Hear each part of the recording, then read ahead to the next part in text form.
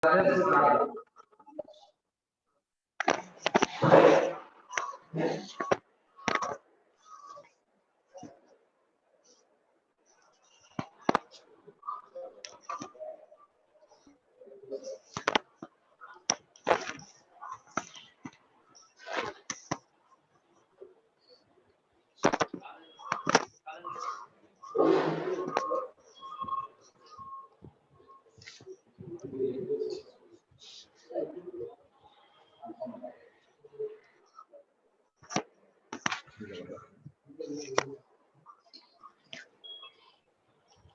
करना भाई.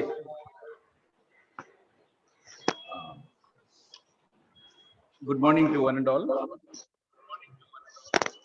present here. Let's thank the Almighty for His continuous grace and help extended to all of us.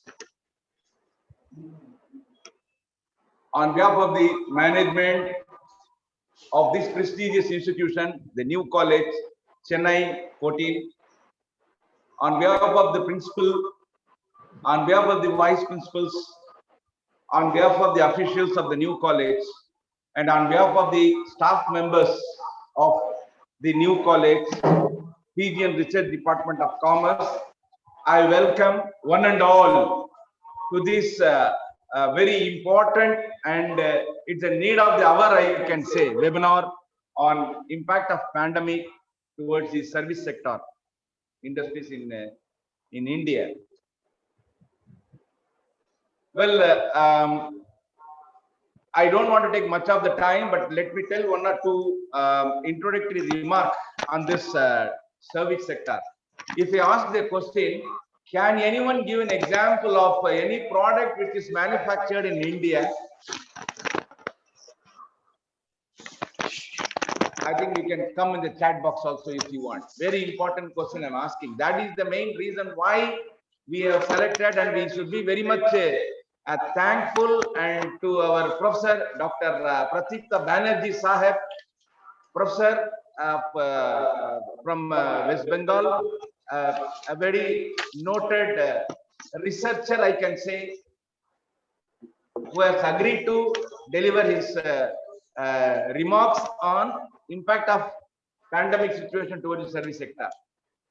Can anyone say any one product example which is manufactured in India?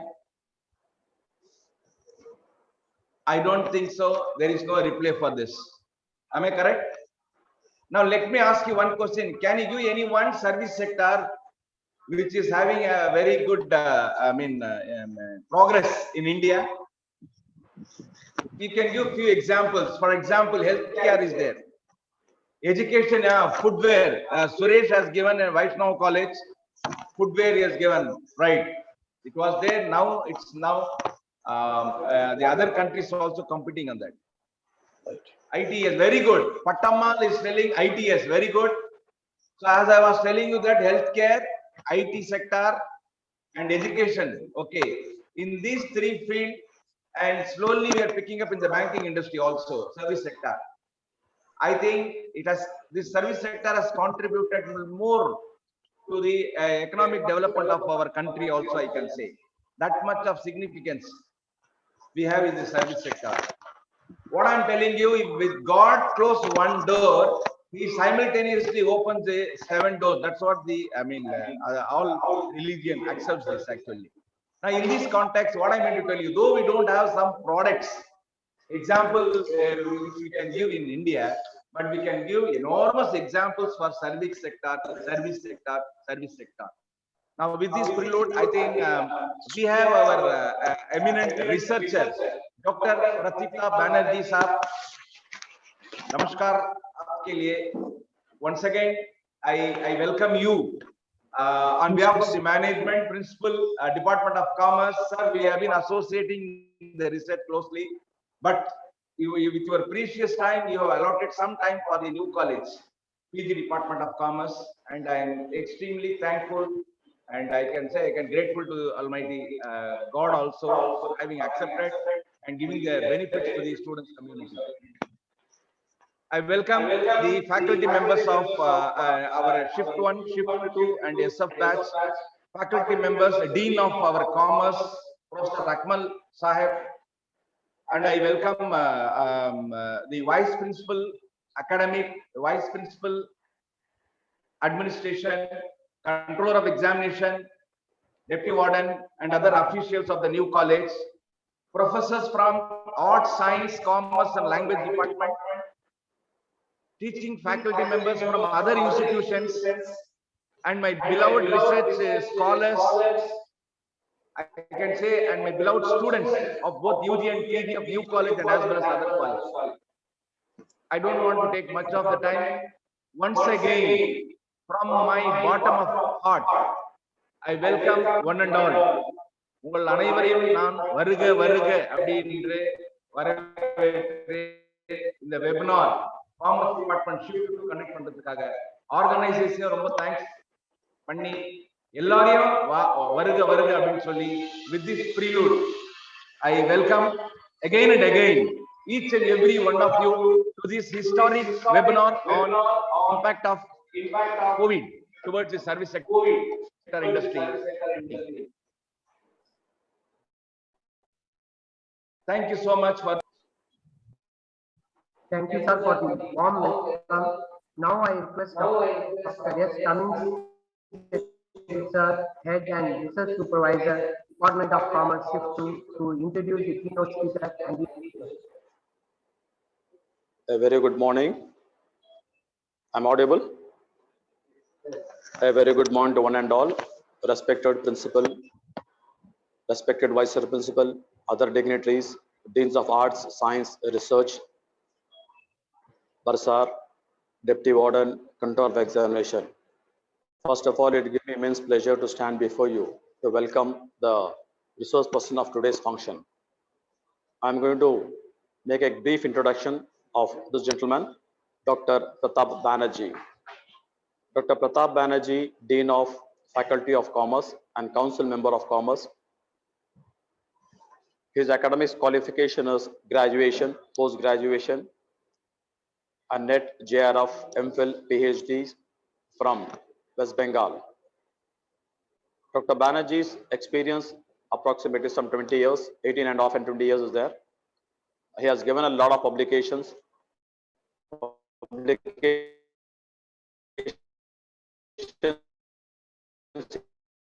in internal, international, and national journals.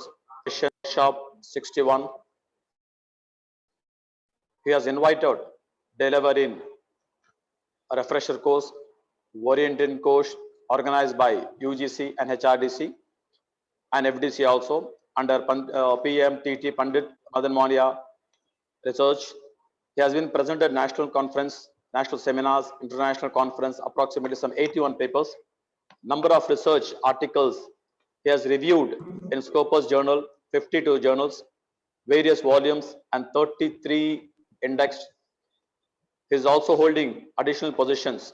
He is a member of Executive Council, member University Account, Chairman, Board of Studies, Research and Commerce, member PG Council and UG Council, member PG Board of Modernization Board in Business Administration, member from Modernization Board in Commerce, committee member in Anti-Ragging Committee, member in Screening and Selection Committee for Direct Recruitment under CAS and Teaching Administrative. He is holding various other positions, external member of Board of Studies for MBA in West Bengal, external member for PG Board of Studies in Siliguri in West Bengal, external advisory research in committee in Andhra Pradesh, external member of Board of Studies in Vidyasagar, external member UG and PG Board of Studies Commerce. Sir, it's really a great appreciation to us and as well as the institution for having such an excellent person. I wholeheartedly welcome you on behalf of the Commerce Department, as my HOD is also welcome. Once again, it's my duty to welcome you also, sir. Now, with this prelude, I thank you one and all. It's just a small introduction about the resource person. Thank you, one and all. Thank you, sir, for the introductory speech. Now I request our dynamic principal, Dr. S. Bashir Ahmad sir, to deliver the keynote address. Assalamu alaikum and good morning to one and all present here.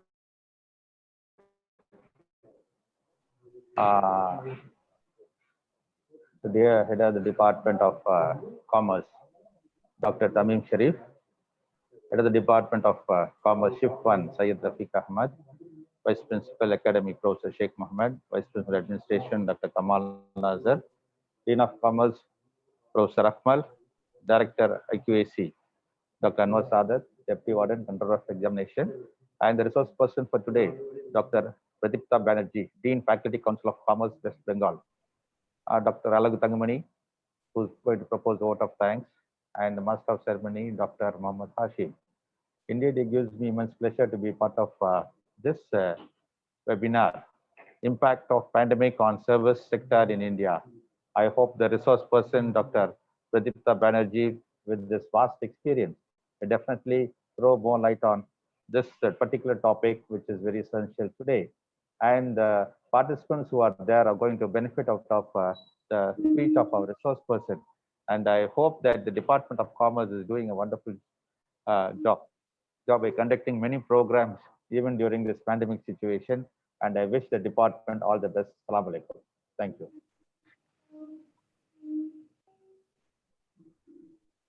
Thank you, sir, for giving the very informative keynote address. Now I request today's resource person, Dr. Pradipta Banerjee, sir, Dean, Faculty Council of Commerce, Sidho Kanho Vishal University, Purulia, West Bengal, to take over this session. Okay. I think I'm audible to all of you. Yes, sir. Yes. Okay. Then thank you so much, particularly Dr. Sharif, for introducing me with his very kind words with the learned participants of this event. However, I'm not very much sure whether I'm the right person to be introduced in such a way, whatever it may be. Today, I'm feeling very much today,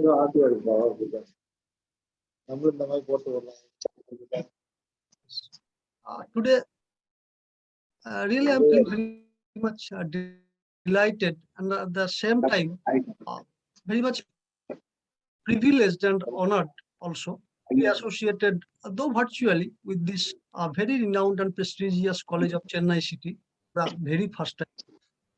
So, on the blessing of Almighty for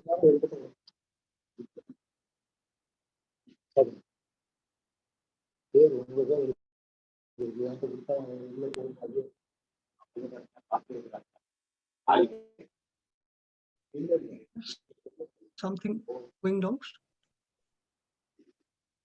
Sir, please, I request the participant to mute, please.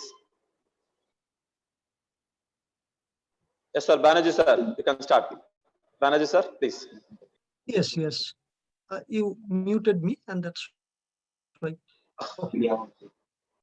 So this is the very first time, and for that I wish to put on record my very sincere thanks and gratefulness to the College Authority, Department of Commerce, organizing committee of this academic event, and especially to Honorable Head of Department of Commerce, Dr. Rafiq Ahmed, who is a very old and good friend of mine, and also Dr. Raja, who is a very nice person and cordial person to interact with, for giving me such a wonderful opportunity to meet and interact with my colleagues from the new college and obviously from other academic institutions, and also with the learned participants predominantly from Tamil Nadu with other parts of our country, and maybe from abroad, as this is being held on virtual mode. And we all should admit that perhaps the greatest advantage of conducting any academic event on this platform is that we can have the opportunity to come in touch with a large number of academicians from across the country and also from some other parts of our world. and that is also from comfort of their homes. But at the same time, we are also missing some opportunity to have interaction physically or face to face with the persons from different states, different countries. Now to start with formally, Honorable Chairman and all the patrons of this program, Chairman Sir, Vice Secretary Sir, Treasurer Sir, Honorable Principal of this college, Dr. Basir Ahmed, Honorable Vice Principal Academic and Administration, Dean, IQS Director, all the administrative officers of this Control of Examinations, conveners of this program, Dr. Rafiq Ahmed and Dr. Tamim Sharif, and Dr. Arif, organizing secretaries, Dr. Hasheem and Dr. Alaguthankamani, and all the respected faculty members, basically from the Department of Commerce and with from other departments, and learned academicians who have joined in this event, and dear research scholar and students. A very good afternoon, good morning to all of you. And at the same time, I also wish you all a very safe and blessed thing during new normal, or you can say a little bit difficult period of time. Now coming into today's agenda on the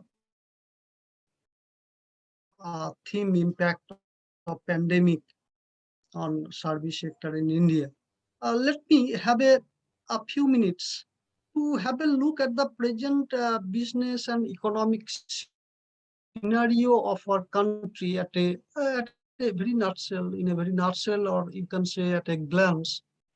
And thereafter, I shall try to touch upon some issues relating to service sector of our country during this pandemic-driven present situation. Dear valued participants, at present times, we all are passing through very difficult period, or you can say very new normal period. And we all know that situation over the period of time starting from the month of February, March of the last year has sometimes become severely complicated, difficult, and very much uncertain. While in some other times, the intensity was comparatively less severe. And we all are witnessing and experiencing such situation irrespective of our place of residence or our socio-economic stratification. And at the every point of time, the complexities were not only concerning the present that we all could understand, we all could witness or perceived, that the situation was not only concerning the present at a particular point of time, or you can say at micro level, but the problem was also regarding the future, also for the economy at large, or you can say at macro level. Because the pandemic-driven health crisis has led to a crisis in almost each and every sector of our economy, not only of our economy, but of the economy of the entire world. Also depreciation, impacting very adversely the economic, you can say economic foundations, you can say growth path of almost all the countries around the globe. And we also all know that economic activities around the globe have disrupted and also disrupting to a great extent, affecting almost each and every sector of our economy, obviously with different intensities and different consequences. We all are getting various reports, projections, estimates, even forecasting, which are published both by government officials, government department, as well as some private sector other departments, other agencies, multi-dimensional contraction of our economy. Not only for India, but for various countries, including ours, in the post-pandemic period. And those sectors are covering manufacturing, agriculture, service sector, and possible high traction in business and economic activities in sectors like MSMEs, logistic, tourism, hospitality, civil aviation, agriculture, with many others. And most importantly, significant contraction in employment in each and every sector of the economy.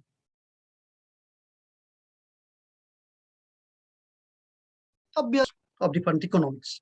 But most importantly, again, in MSMEs and in informal sector, MSMEs and informal sector. And these sectors are considered as the growth engine. These are considered as the driver of economic growth, not only for India, but also for every economy, you can say, in the world.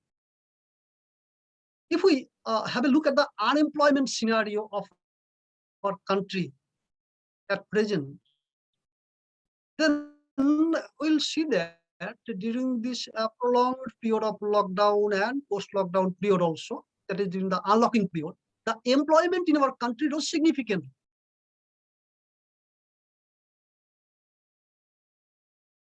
Though we are having different estimates from different agencies, still you can say around and salaries were cut. You know, we all know that for many more others, and the situation was more severe, more acute for those people who are in the informal sector. That means those who were earning on a daily basis, or you can say wage earner. And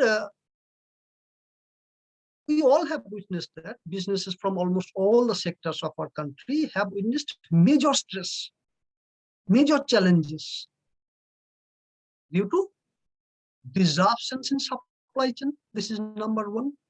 And another one is the a significant decline in demand, obviously, except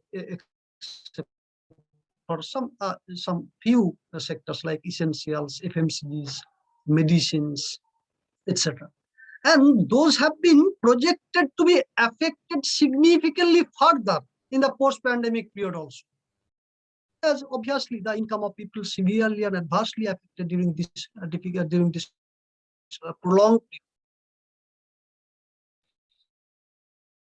And you know, major companies from old economy as well as new economy, like Larsen & Toubro, Ultratech, different Vale, companies from garment industry like Grasim, Birla, automobile giant like Maruti, Tata Motor, and many others have either temporarily suspended their operations or reduced their operations significantly. Consumer goods companies in our country was in or you can say are in a comparatively better position as compared to companies from other sectors.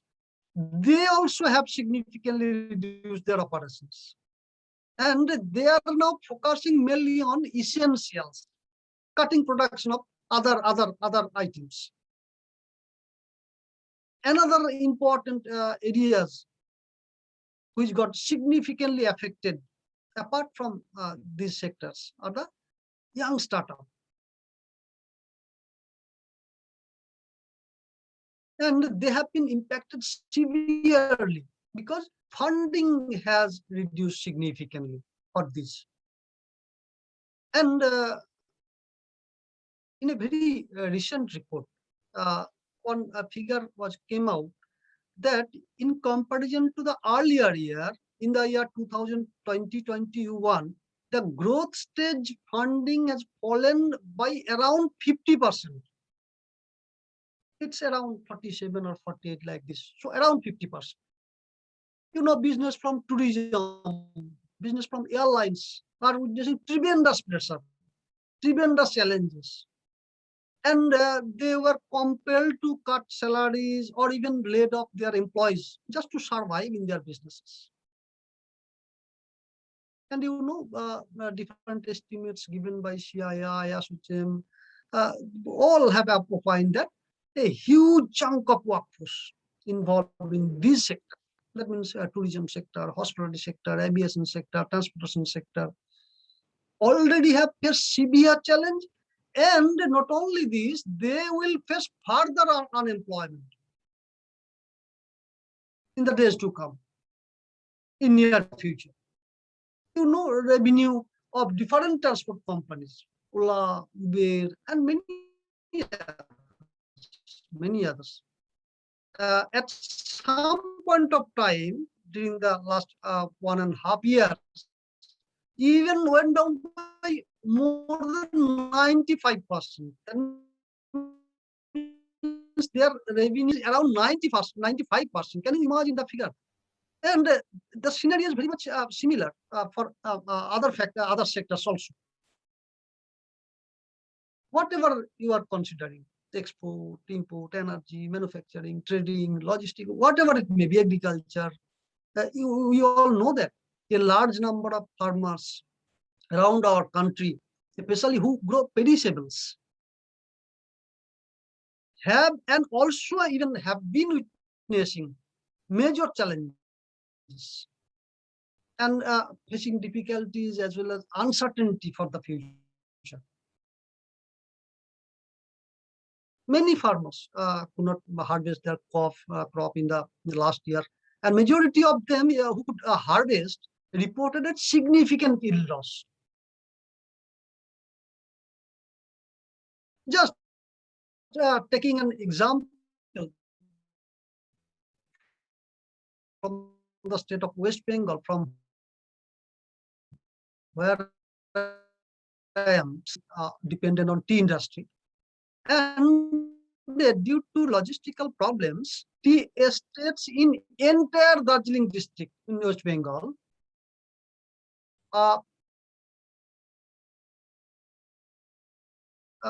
the tea estates, tea business, tea plantation in entire Darjeeling district were severely affected, and they were unable to harvest their first flush in the last year. And even the second, a huge loss in revenue for the entire Darjeeling tea-based industry, because tea plantation is the major sector. You can say most important sector of economic activities in Darjeeling district. And almost all the sectors of our country were affected with different intensities, but no sector was left. And to address all the issues, like with undertaking obviously appropriate health measures to contain the spread of disease, has announced a variety of measures to tackle the situation, starting from food security to extra funds for healthcare, extra fund for states, to sector-related incentives, extending the tax deadline extension, both for GST and personal income tax. But all those stimulus packages were basically to address, or you can say restore, the social and economic disorder, focusing short run only, like to address the issues like reduced business and economic activities, increase in trade, contraction in jobs in different sectors, particularly MSMEs, agricultural and informal sector, disruption in supply chain for different restrictions on movement and many others. But the country basically needs to design appropriate strategies, appropriate policy measures to develop economic antibodies for revival of the economy, obviously in the post-pandemic period, so that no further economic disorder, or you can say to contain the further economic disorder, and also to enable the economy to adjust to the new normal situation, new normal business environment, and to address the issue from a very long-term perspective. The government has stressed on pandemic-driven opportunity for India to increase the self-reliance. And government has proposed for Atmanirbhar Bharat. As Rafi Ahmed said, has nicely mentioned at his introductory lecture, that if God closes one door, then obviously He, the Almighty, opens many other doors for us.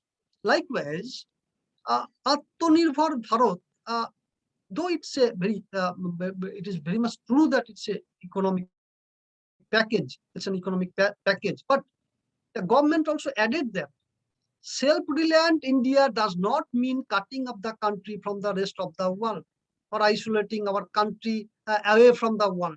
Rather, it means reducing the dependence on other nations for its imports as far as possible, obviously, because it will not be happen one night. So as far as possible, make our country less dependent on other nations to boost the economic activities of the country and contributing in generation of employment. Again, we know that in the post-COVID period, many companies, and you can say many economies at the same time are expected to adopt de-risking strategies. You all know that. And they are shifting their bases either partially or fully, basically from China. And also going for contract manufacturing. So all these can create a great opportunity for India. And if our country can capitalize these type of opportunities, that is expected to emerge in the post-pandemic period, then it will surely be able to contribute a lot to revive as well as boost up our economy. Not only to revive, but also to boost up our economy for the future, comprising sustaining the economic activities, developing the economic activities in all sectors of our country, comprising primary sector, secondary sector, tertiary sector, all sectors. Now coming into the very specific topic, that means the impact of pandemic on the service sector particularly. We know that the service sector, or called tertiary sector, is the third piece of the, you can say, three-part economy of our country. It is considered as the third piece of the three-part economy. And we all know that the first economic sector is called the primary sector. That means which covers farming, mining, agricultural business activities, etc., etc. And we all know that for our country, this sector, dominated by agricultural sector, is the primary source of livelihood for nearly 60% of people of our country. And obviously, share of agricultural and allied sector in gross value addition, in gross domestic product of our country is very high. It's around 20%. And also the Indian food industry is supposed to have a huge growth, increasing its contribution to world trade every year due to its immense potential for value addition, particularly within the food processing industry.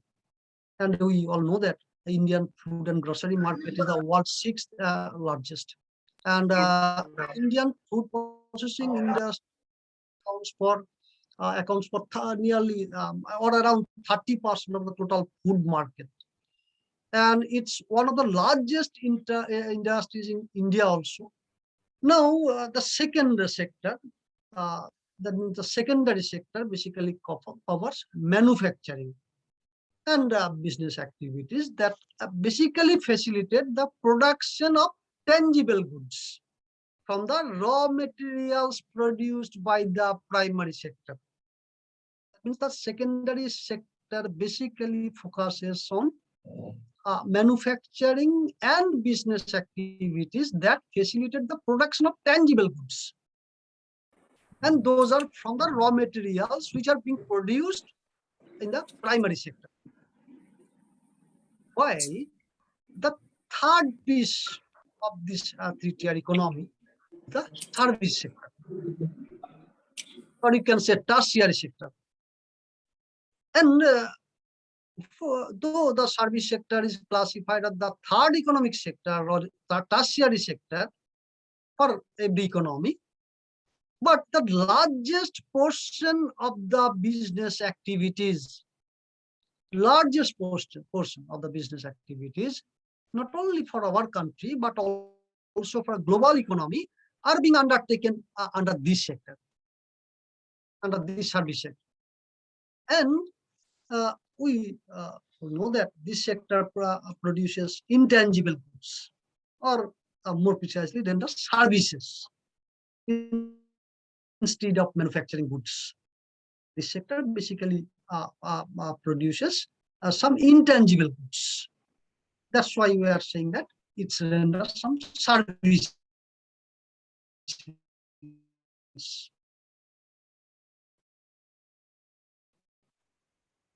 Unlike the manufacturing sector, which produces basically a variety of activities. Why varieties of activities? Like trade, warehousing, transportation, ITs, securities, other securities and other investment services, financial services, insurance, banking, real estate, other professional services, legal services, healthcare, education, communication, hospitality, tourism, everything, hotel, restaurant, entertainment, recreation, even maintenance, repairing, every type of training program, to others, or you can say from office cleaning to rock concert, or you can say to brain surgery, what not. And over the period of time, a robust manufacturing and productive agricultural sector of our country promoted and boosted this sector, that means the service industry in our country, which has now become mainstay of GDP, the mainstay of employment generation for our country. Apart from attracting significant foreign direct investment and also contributing significantly to the export of our country.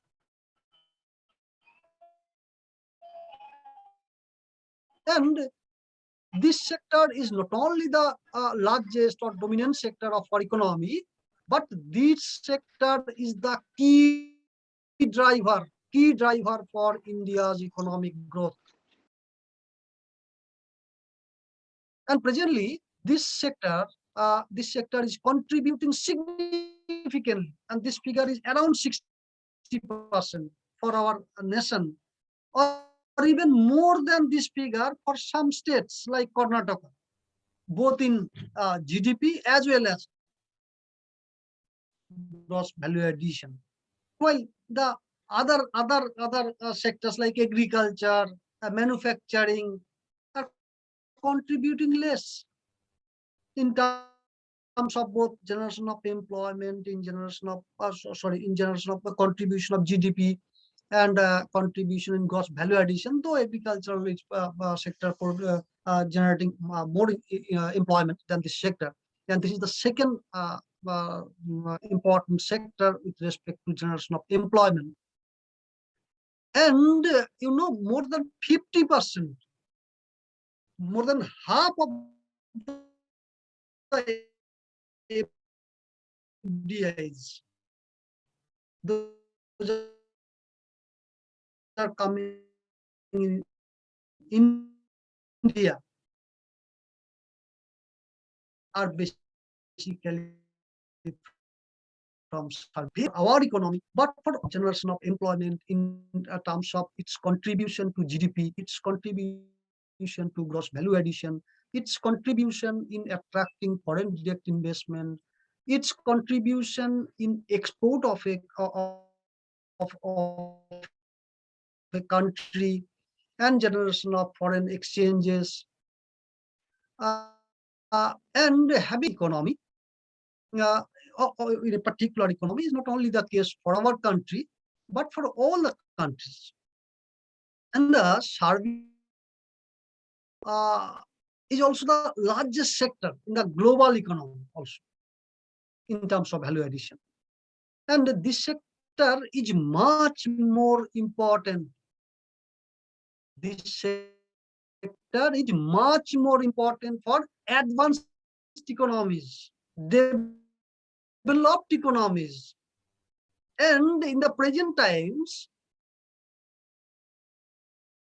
in the present world, you can say, those countries or those economies are considered as the advanced economies, which are placing more importance on service sector. That means in present times, countries with economies centered around the service sector are considered as the advanced.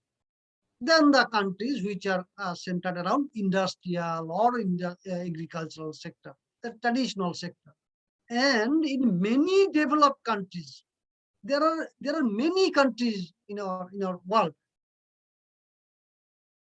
where their revenues, more than 90% of their revenues are coming from this sector.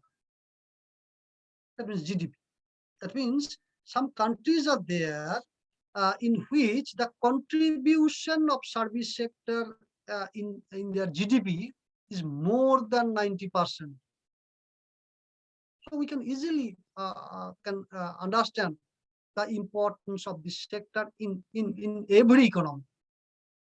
And among countries, those heavily emphasize on the service sector, like US, UK, Australia, and obviously China.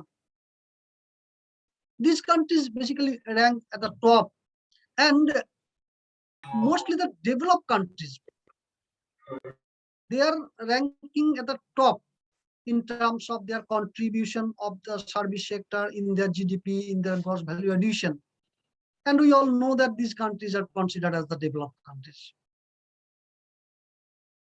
Just if you take an example from United States, then we'll say that you'll see that in US there is an index like Sensex or Nifty in our country, not related to stock market. It is published by the Institute of Supply Management, ISM, Institute of Supply Management in US. That represents the general state of business activity in the service sector in US. It basically exhibits the general state of business activities in service sector. And that index, that means the index which are basically representing the state of affairs of service sector of that country, That index is regarded as the metric for the overall economic health of the country for US. And why? Only because approximately 2/3 of US economic activity occurs in service sector. So we can understand the importance that the developed countries are attaching to service sector activities. And if we have a look at the position of our country with respect to importance of service sector or tertiary sector in the economy of a country, then we will see that the first position obviously US, thereafter China, and thereafter Japan and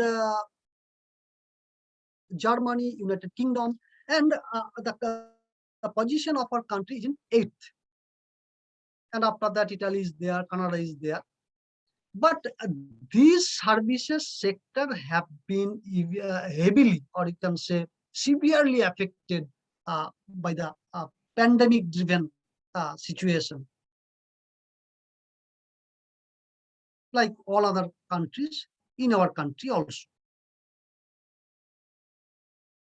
Tourism, transport, distribution services, for example, have suffered as a result of basically mobility restrictions, the social distancing measures imposed by different governments, both central and state, for public health related issues. And given the role of services, in providing inputs to other economic activities, this is also very much very important, including connecting supply chain, facilitating trade in goods. Disruptions in services supply are having a broad economic and trade impact.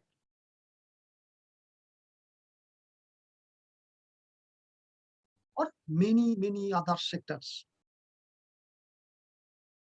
And obviously the type, the extent, the intensity of the effect obviously will vary from sector to sector, or type of business, mode of supply. But services that involves proximity between customers and suppliers, or you can say providers and receiver, has been the affected most. And you can say these sectors got paralyzed during this period of time. And this crisis is leading to a greater focus on online supply in sectors such as retail, healthcare, education, telecommunication, and suppliers from these sectors are basically accelerating efforts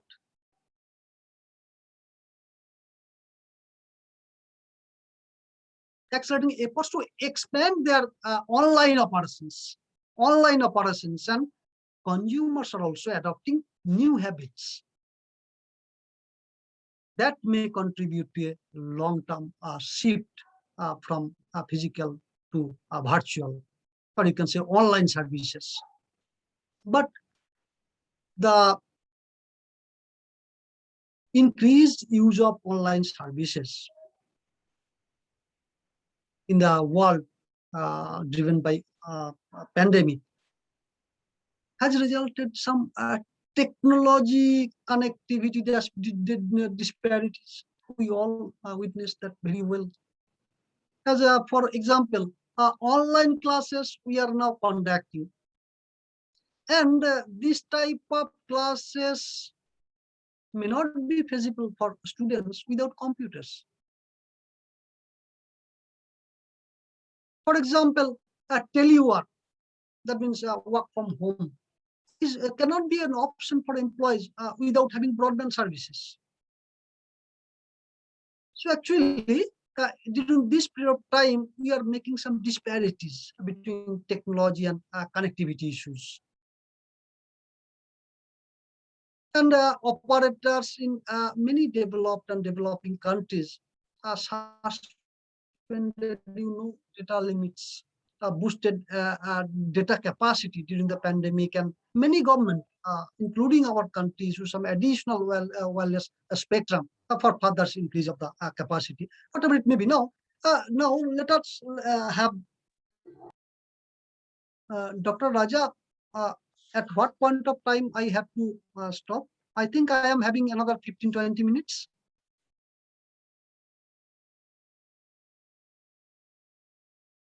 Dr. Raja? Yes, sir. You take your own time, sir. Take your own time, sir. No problem. Okay. Now, I'm concluding within another 15, maximum 15 minutes. Now, let us just have an idea, or you can say scenario, vision, position of just a very few service sector of our country. And let us see the importance, or you can say role of this sector in Indian economy, as well as let us see the intervention, the policy measures the government is initiating to support this sector, because this is the sector which got severely affected due to this situation. Now, just taking an example from trade, for example. A very significant portion of India's GDP comes from trade. We all know that. And the GDP from trade, combining both wholesale as well as retail, and also combining both organized as well as unorganized sector. Then we'll see that it has increased significantly during the last 2 decades.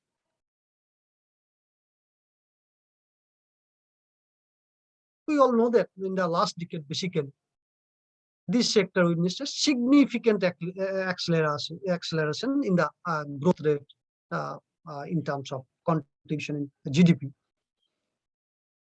around 10% or like this. And this fast growth means rising disposable income of the population at large. And in particular, the middle class people, that means middle income group of people, because they are having more, the percentage of disposable income is comparatively higher for this class of people. You know that.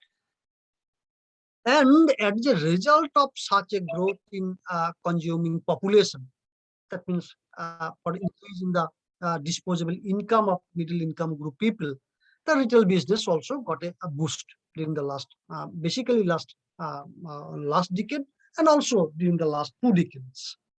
But there are no official estimates of the size of the retail trade in our country, because the large number of small and decentralized traders dominate the Indian retail sector. They are having many very small size shops, very small size trade centers.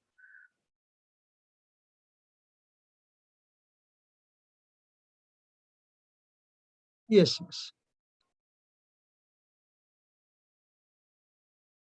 Yes. I think it is okay now.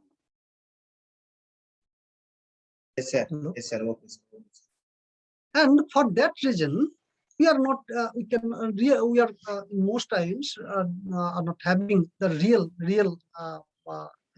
estimates of the transaction, or you can say volume of this sector.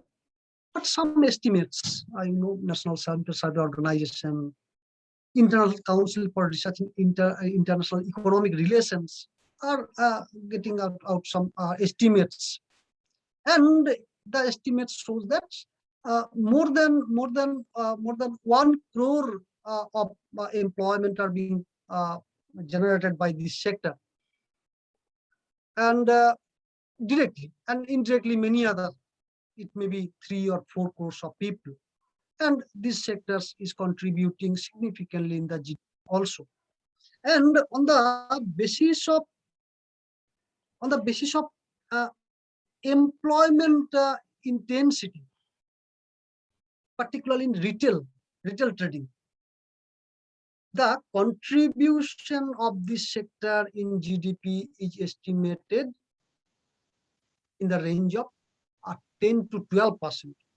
10 to 12% only from the retail.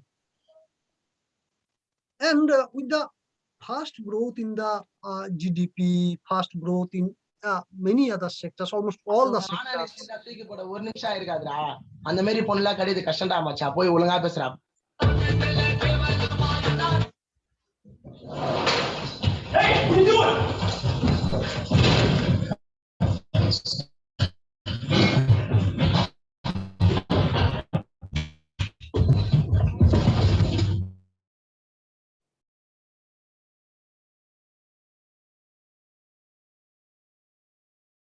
Shall I start?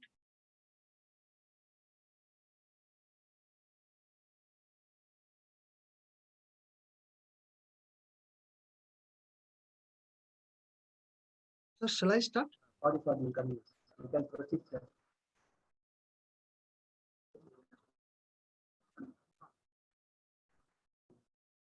Hello. Sorry for the inconvenience, sir. You can proceed, sir. அதான் என்னன்னு தெரியலையே. Got it.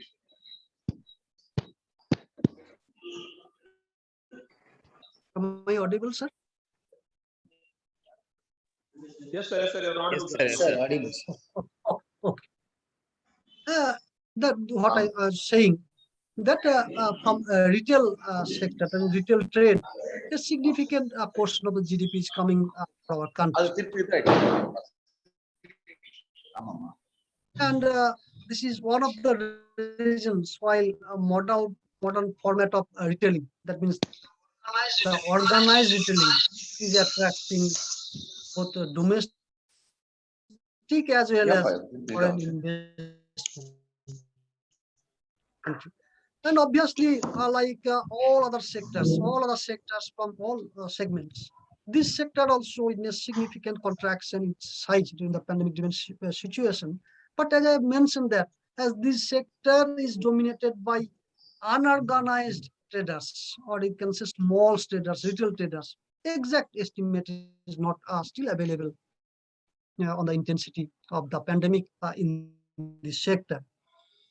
The second badly affected sector, you know, that tourism, including hotel, restaurants, hospitality, everything. Now we all know that tourism is one of the major engines for economic growth in most part of the world. For many countries in the world, and India also is not exception to this. And we also know that some small countries are there. For some small countries, the economy is basically dependent on tourism sector. Or some province of a particular country,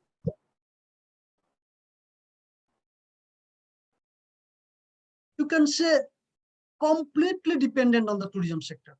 But as tourism does not fall under a single heading in any official statistics, its exact contribution in GDP or value addition, also in employment generation, is very much difficult to ascertain with accuracy.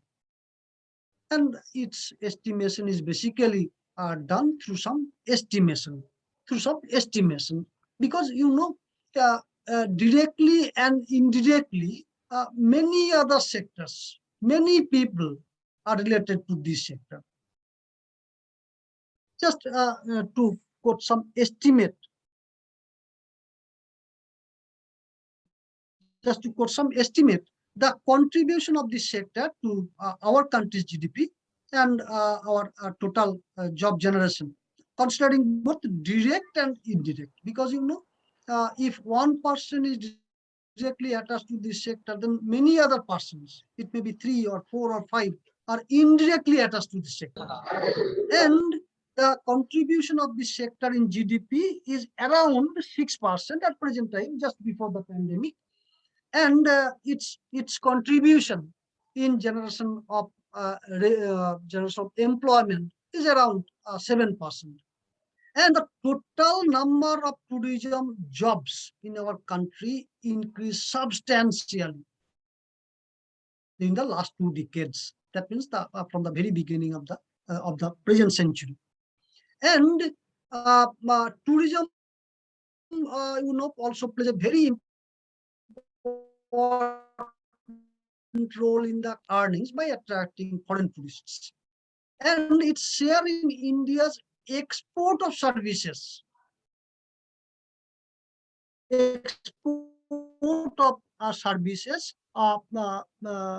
constitute 13%. 13% of total exports from the service sector. The hotel, the restaurant,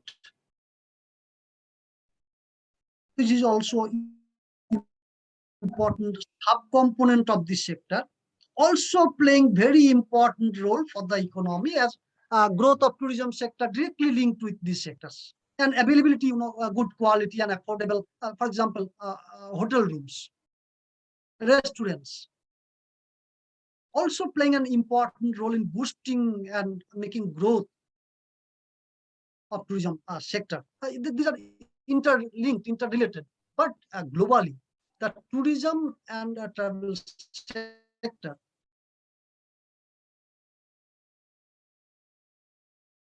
combining all the related sector like hotel, restaurant, tour operation, you can say travel agencies, has arguably been the hardest hit by the crisis. And obviously the main reason, the primary reason for this is the mobility restriction, both for domestic as well as international tourists, or you can say domestic as well as international travel. And also for reluctant of us to go outside for travel unless it becomes necessary.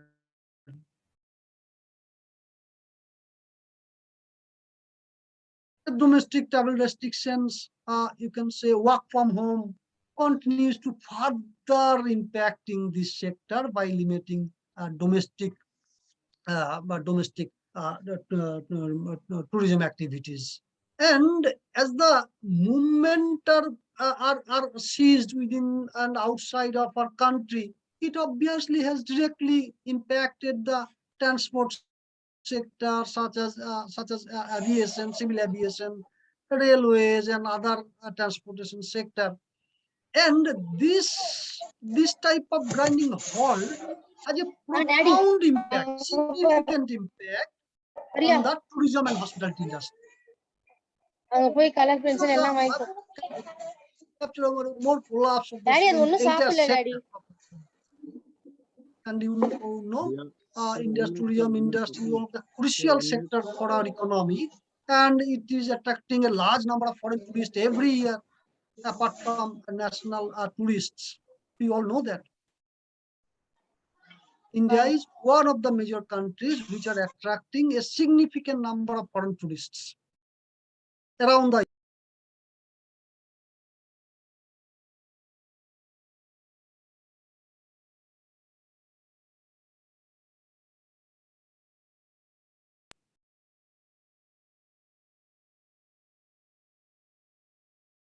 Should I proceed? Yes, sir. Yes. We all know that our country is attracting a huge number of foreign tourists, apart from domestic tourists every year. And as aviation, other transport, railways, roadways, and other mode of transport have been affecting us significantly. So their impact is also impounded into this sector.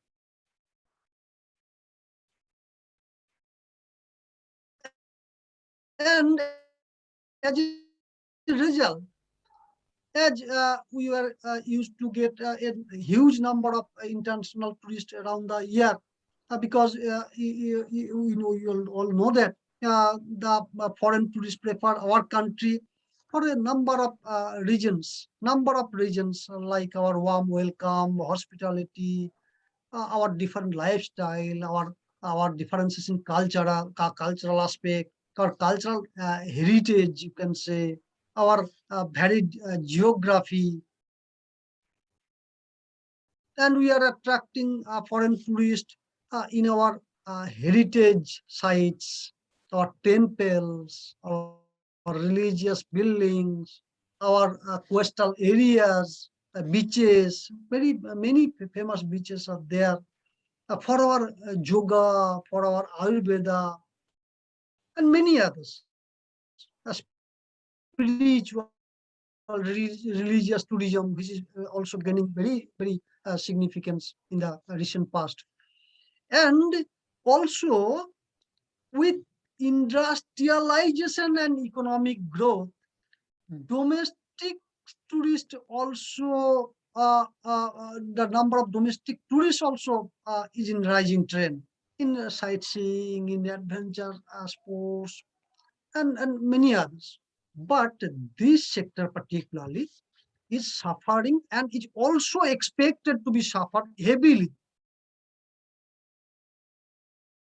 since the very first quarter of the last year. And in terms of a number of international tourists, number of national tourists, loss of revenue, loss of foreign exchange, loss of employment, in every counts, in every counts. Uh, just for example, in a recent report regarding loss of employment in this sector, it was estimated that nearly 15 crores of 1.5 crores of people lost their direct employment under this sector in the last year only. That means in the year 2020-21. And another estimate, and another estimate quoting drastic decline in number of international as well as national tourists in very near future. And due to this situation, the representatives from this sector, comprising different subgroups, uh, they are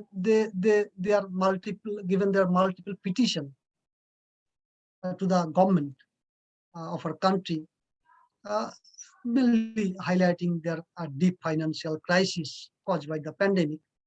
And they were shouting a waiver of many statutory obligations, their taxes, their like automatic renewal of their license, their permits, different permissions, etc. And also they opine that they need cash inflows. They need basically cash inflows to keep their businesses afloat, rather than monetary policy intervention that government is taking up, is initiating. And as flourishment of tourism industry is directly as well as indirectly linked to many other sectors. The government has also taken, as well as in the process of taking, various financial and fiscal interventions, fiscal incentives to promote this sector. Some measures already have been taken by the government, like tax holidays under Income Tax Act for three-star category hotel located in all the UNESCO World Heritage sites. That means government has taken initiative to offer the 5-year tax holiday for all the UNESCO World Heritage, for all the star category hotels which are situated in UNESCO World Heritage sites. government has relaxed the external commercial borrowing, that means ECB, to reduce the liquidity crunch that they are being facing for setting up new hotel projects. Government has allowed FDI up to 100% and in automatic route for the hotel and tourism related industry. Government also delinked the credit to hotel projects from commercial real estate so that they can avail credit at relaxed norms, reduced interest rate. Some investment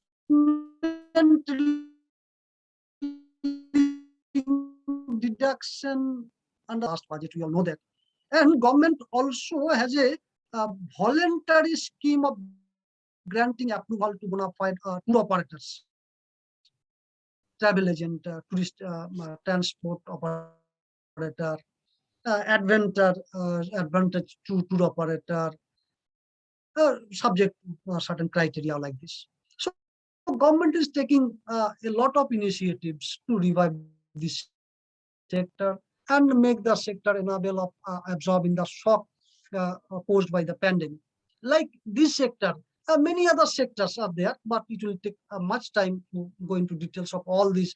What not? For example, transportation, shipping, storage or warehousing services, many others, legal services, or other consultancy services, all the sector intensities, bearing a very few which got affected favorably. And we all know that India, that means our country, is being considered at present time as the fastest growing economy and fastest growing service sector in the world also. And the government is taking aggressive steps to promote India's commercial circuit and India distinct competitiveness, formed by knowledge-based services, which made the uniqueness of our country in the emerging market in the world. And obviously, backed by some several government initiatives, this sector in our country obviously is having the potential to unlock a multi-trillion-dollar opportunity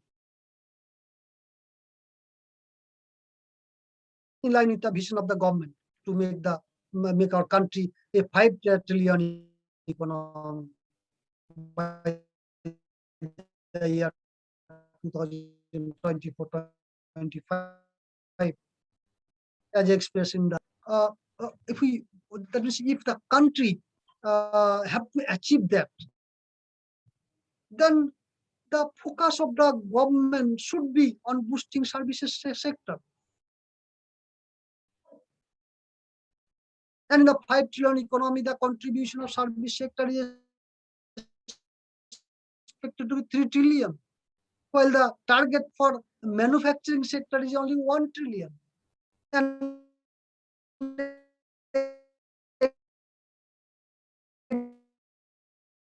agricultural sector is importance of this sector of our economy, as well as the importance that the government is also placing to promote this sector under our economy. So within just another 5-10 minutes, I am concluding. And I think it will take some little time more. Rather, just I am mentioning some of the initiatives. That the government has taken in the very recent past for development of this sector. I am not coming into details of all this. Just I am mentioning that many MOU has been signed, to promote healthcare industry, telecommunication industry. The country has signed more with many countries like Japan, like United Kingdom, uh, to promote different subsectors from service sector. The government has also made some initiative to promote cloud communication market. Government has taken some initiatives to attract FDI under this sector. Just to mention a very few,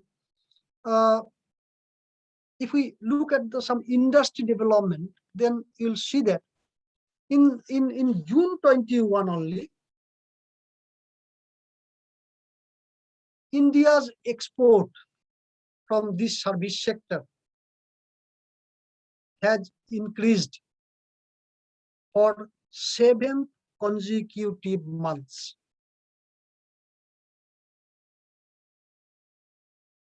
This sector has achieved highest number of FDI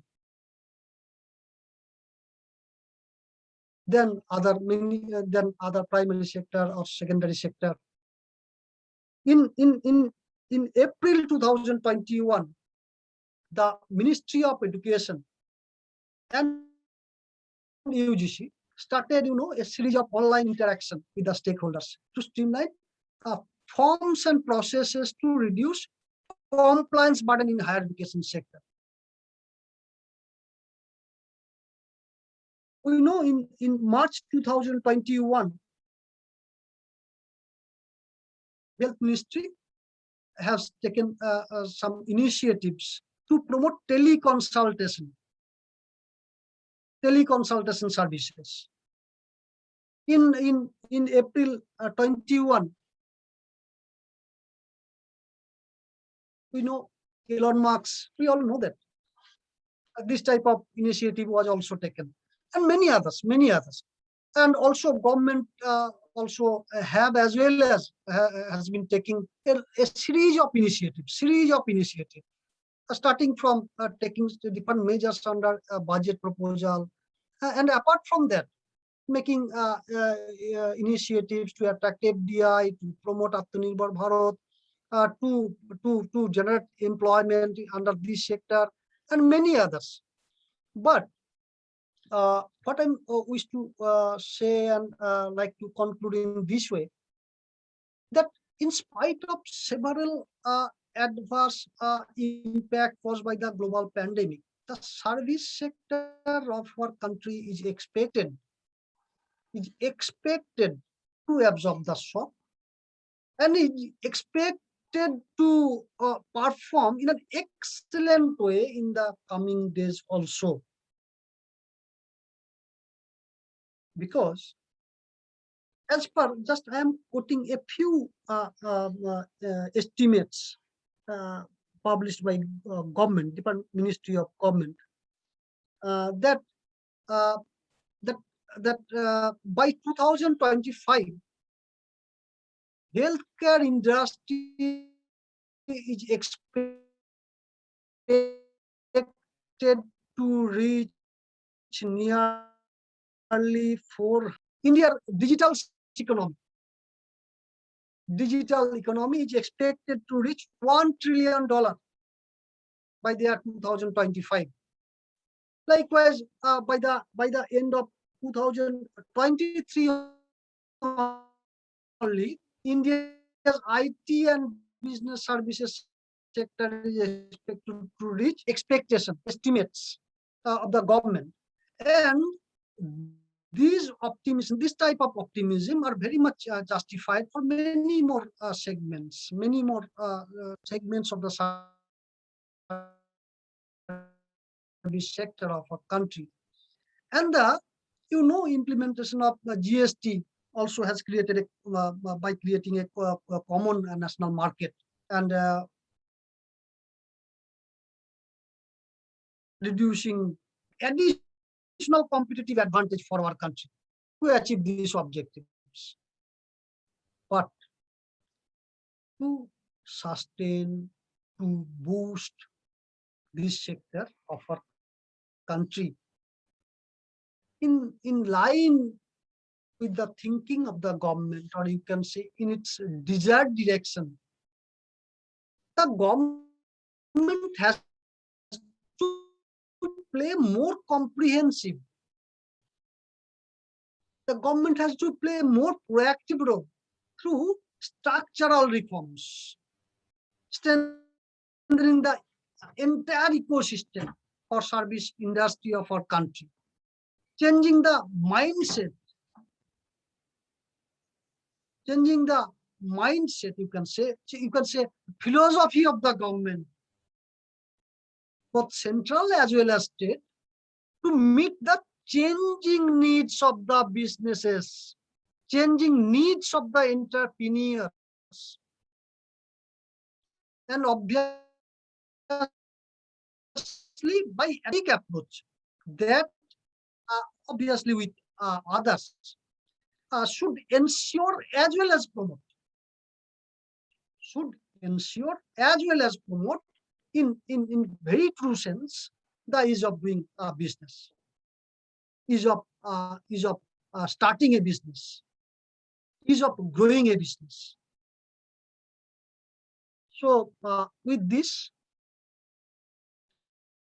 and once again thanking from core of my heart to all of you for giving me a very patient sharing in spite of some disturbance or interruption for some unavoidable reasons. So with this, I'm requesting Honorable Head or Session Host to take charge of this session. Over to you, Dr. Samim.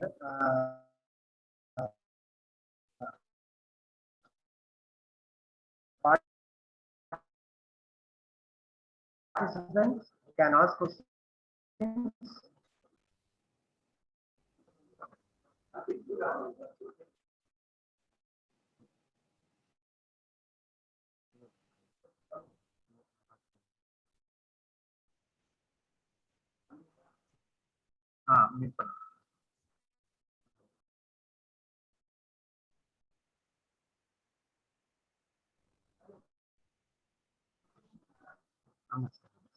Dr. Rafiq Ahmed has nicely pointed out the very nice words at the very beginning. That when Hello. yes, Thank you, doctor. We have been thank you, sir. Thank you, sir. very exhaustively. We have been listening to your presentation. And sir, I have a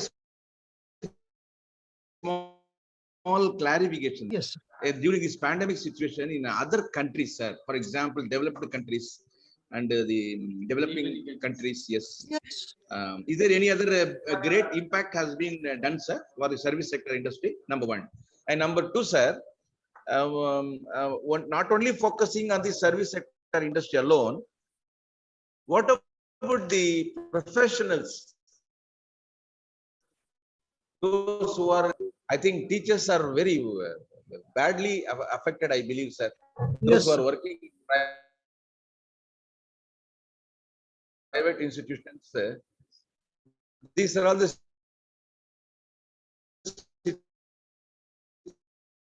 situations are there. So, do you like to give any? Sir, you have right pointed out that not only the well discussed sector like tourism, many other sectors are there which we are less talking about. That you are very rightly pointed out the persons from different professional services provider services, service provider firm, and they are severely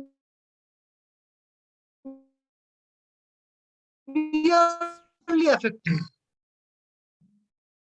They are even there, and they are also compelled to do that, because suppose if we are not, for example, if we are not going for constructing our homes at this time, then the persons who are offering this type of services, like who are making building plan, for example, then obviously their scope will be contracted. And like the different sectors under service who are providing services in the economy, got affected with different intensities because of the differences in type and nature of doing business. The services with which they are dealing, like the healthcare services, are less affected. While the tourism sector or aviation sector was got severely affected. Likewise, the professional services which are offering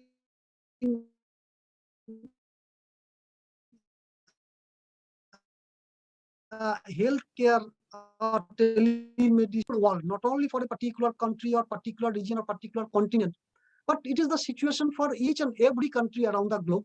And obviously, these are more severe for the less developed countries in comparison to the developing as well as the developed countries, because we all know that more capability in absorbing the shocks posed by some externalities. I think Ropi sir also will do agree with me. And actually, it's quite difficult to assess with exact figure or exact estimate what type of challenges, what type of difficulties they are facing at present. Because you know that I have mentioned that we are always focusing on the present and basically at micro level. But the problem is more severe, will become more severe if we think about the near future, if we think about at micro level. Because you know the damage that we are making today may have a severe impact on tomorrow.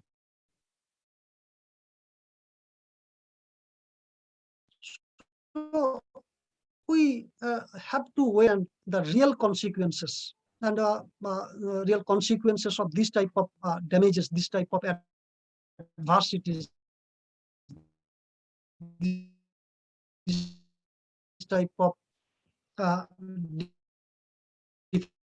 difficulties, challenges posed by the pandemic.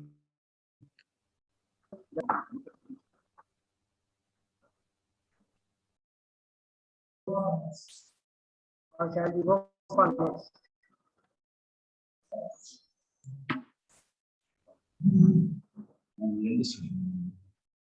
Shall we go for vote Good of morning, next? sir. I have posted in the chat box. I think you could read it out to the professor so that he can answer those questions, sir.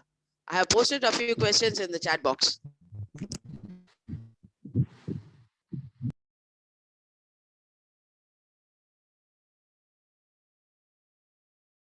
Just I have seen.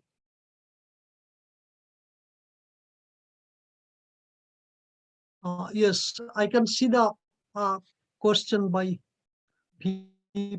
Patamal. How do you suggest to improve productivity in service sector from current 53% to 60% post-pandemic? I already have discussed in my presentation or in my discussion that government are very much aware of the fact that this sector is contributing significantly in generation of employment, contributing to GDP or gross value addition. So government is taking a number of initiatives to promote this sector. But what ultimate will happen? Obviously, for that we have to wait for some time. But government is very much concerned and taking a number of initiatives, particularly to promote the MSMEs and small businesses from a service sector.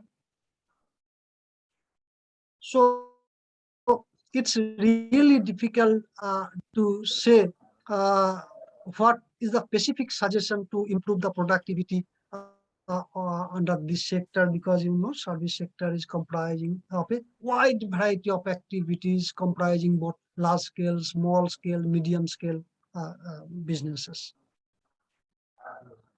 Sir, one more question is there, sir. Is arise from Raja Lakshmi ma'am. Yes. Could you like to suggest for rural area people to improve their potential in service sector industry? Obviously, government is also, it has taken the initiative of Pradhan Mantri Kaushal Vikas scheme. Kaushal Vikas, or you can say connected 30,000 villages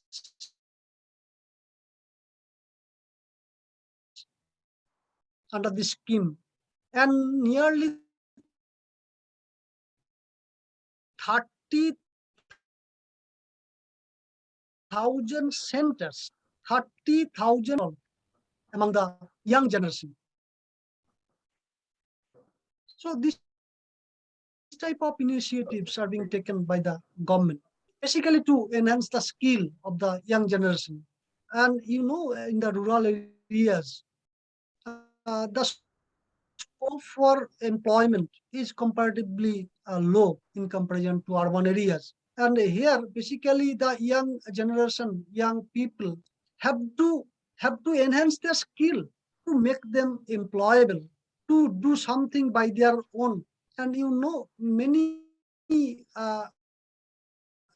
initiatives, a number of initiatives promote entrepreneurship side by side among the young people. And Ministry of Education has also taken an initiative to promote entrepreneurship among the college students. அதான் Among எனக்கு the seminar college attend பண்ணிட்டு students. அமைச்சிருவாங்க என்ன கதைன்னு தெரியல. And at the same time, different skill enhancement centers, so that the young people, those who completed their graduation or master degree, can do something by their own, and those can be capable of having those type of skill within them. So these are some of the initiatives that the government is taking, particularly focusing the rural people, rural India. Sir, how did Italy surmount challenges to its tourism sector as its GDP grew from ethnicity? The economy of Italy is predominantly dependent on the service sector. So what Italy could do may not be, or may be possible for our country. So at the same time that we are not so much, at least as much as that dependent as like Italy with respect to tourism sector. Where could we favorably policy? Obviously, policy measures are being taken by the government only because the government is very much aware of the importance of this sector, particularly in terms of generation of foreign exchange, also taking initiatives in right direction.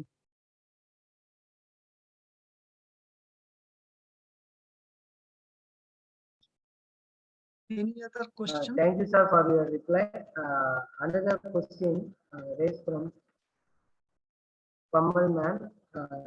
How could state government overcome contraction of 7.9% of Indian GDP, especially when floating informal migrants have had to go back home? Can Skill India help?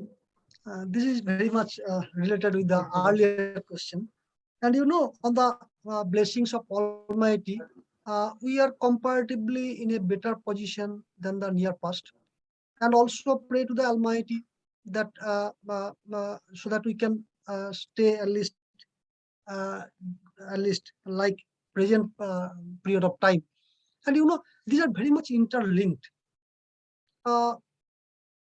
Coming back to home, going to the before 3 months, 2-3 months, the migrant workers are also returned back to their place of work. And before 6-7 months earlier, when the situation has become very severe, the migrant workers are also returned back to their place of work. And before 6-7 months earlier, when the situation has become very severe, the migrant workers are also returned back to their place of work. And before 6-7 months earlier, when the situation has become very severe, the migrant workers are also returned back to their place of work. worker, the employment, or you can say, I also mentioned that basically the people who are in this type of sector, that means informal sectors, those who are basically the wage earner, daily earner, are severely impacted by this pandemic. And obviously, their contribution is there in their GDP. So government is also, not only the central government, but also the local government, state government, are very much aware about their situation. And we all are also seeing their situation at our neighbors, at our surroundings. So let's hope for better. Let's hope for that Almighty will bless us all. And as the contribution of each and every economic activity is there in the GDP. So how can we ignore the issue of migrant worker and their impact on GDP, or how they are related with the contraction or increase in the GDP way out.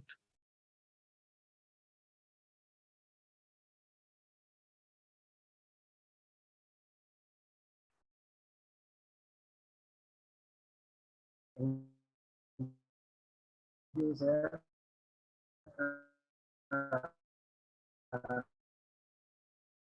Another question is from Java,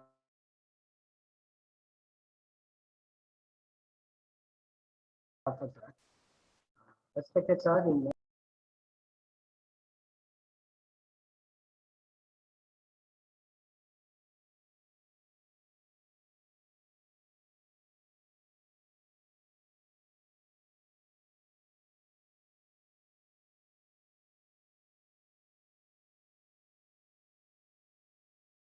Our economy will not be in position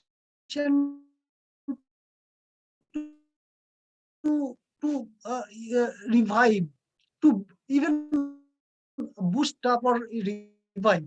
So government of the situation of this sector, and taking a number of initiatives to direct monetary benefit to many indirect others. The IT industry or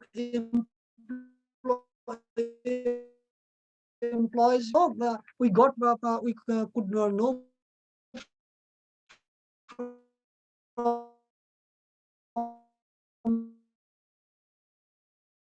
the new of their employees, percent or even 20% for their employees. So for their flourishment. So these are the least affected sector. But obviously, it's a main or major sector under major subcategory of service sector.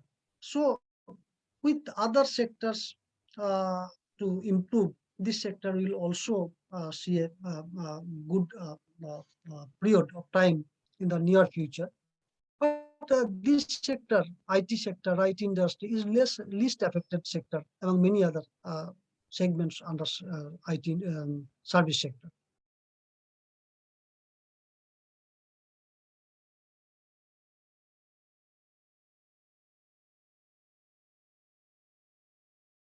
thank you, sir. Another question is from Mohamed Hasheem, sir. Wonderful presentation and amazing also.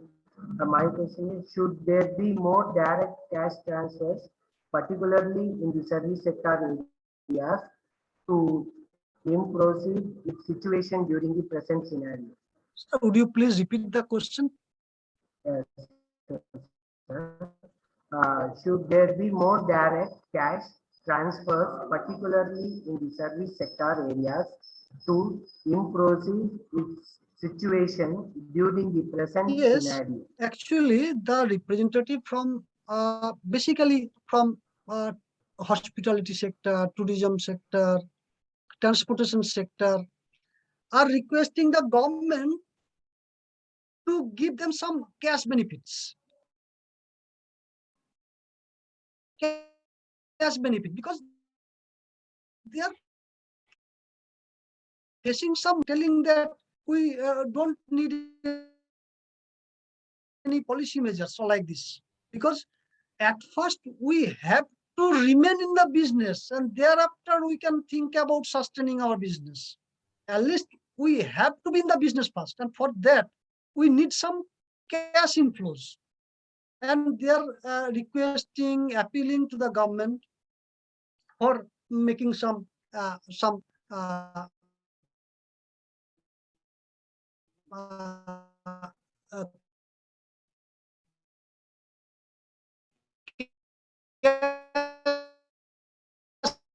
in tax holidays. Like there is no need of making renewal of your license by paying additional fees or fine. So this type of indirect cash benefit the government is offering, but government is not in a position to say that I shall pay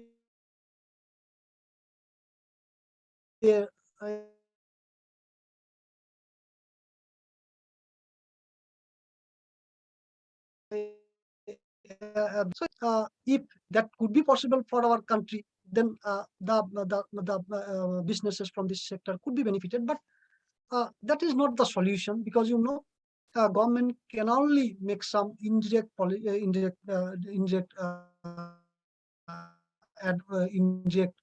support to the government, support to the businesses. But businesses are also having the responsibility to think by their own. Government can only extend their support, but ultimately you have to take care of you. So like all other sectors, service sectors are also get affecting. So the businesses have to frame their own policies, their own policy measures. They have to take their own initiatives to be remain in the business, to sustain their business, and also to boost up their businesses.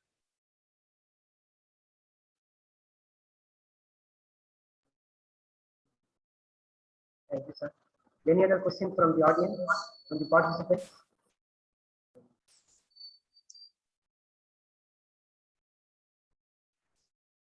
Or shall we go for workshop time?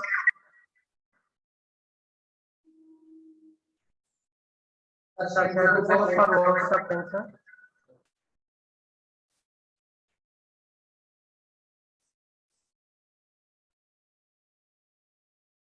Sir, you have given very informative related to the current issues during the pandemic times, how far affected us in logistics, primary sector, secondary sector, and tertiary sector, teaching, hospitality, agriculture, transportation, distribution, publishers, etc. It's really the very useful session for us, sir. Thank you so much, sir. Now I request Dr. Alaguthankamani sir to deliver the vote of thanks. A warm and cherished morning to all. I feel honored and privileged for this opportunity to propose vote of thanks and acknowledge the contribution of those who worked hard to this webinar. On behalf of the entire fraternity of our department, first of all, I render my sincere thanks to Almighty Allah for making today's webinar a grand success. My heartfelt thanks to our resource person, Dr. Pradipta Banerjee, Dean, Faculty Council of Commerce, Siddho Kanpur, Risha University, West Bengal. Thank you, sir, for your thought-provoking and interesting lecture. We are really enlightened with your knowledge and presence. We learned a lot about the impact of pandemic on service sector in India, and your illustrations made alive for us. Your presentation would serve as a great boost to our effort forever. We are thankful to our Honorable President, Honorable Secretary and Correspondent, and Management Committee for their continuous motivation. I would like to thank our dynamic principal, Dr. Bashir Ahmed, and Vice Principal Academic, Professor S. Sheikh Ahmed, Vice Principal Administration, Dr. Kamal Nasir, for their enthusiastic support. I thank Professor K.S. Mohamed Akmal, Dean of Commerce, for assisting and encouraging all of us. I thank Dr. Anwar Sadat, IPSC Director, for his enormous support. I would like to thank our HOD, Shift 1, Dr. S. Syed, Rafiq Ahmed, and HOD Shift 2, Dr. S. Tamim Sharif for their valuable guidance and suggestions. I thank Professor Mohamed Iqbal, Coordinator SF1, and Dr. N. Arif, Coordinator Shift 2, for providing constant advices and encouragement at every point of time. I thank Mr. Anwar Hussain, Dr. Tajuddin, Dr. Syed Shakib Rizvi, Dr. Raja, Mr. Rizwan, Dr. Idris Ahmed for their continuous support. Special thanks to the organizing committee, teaching and non-teaching staff for their unflinching support and coordination. Our heartfelt thanks to all esteemed professors and lovable students for their active participation. I feel very happy to extend my sincere thanks to Dr. Mohamed Hasheem, who had organized and led the master ceremony to give color to this webinar. Thank you everyone once again for making it a great success.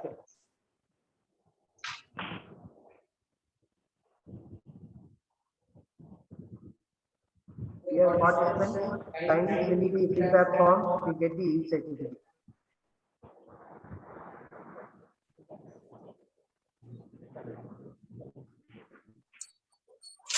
Sir, Dr. Pratipta, sir. Yes, yes.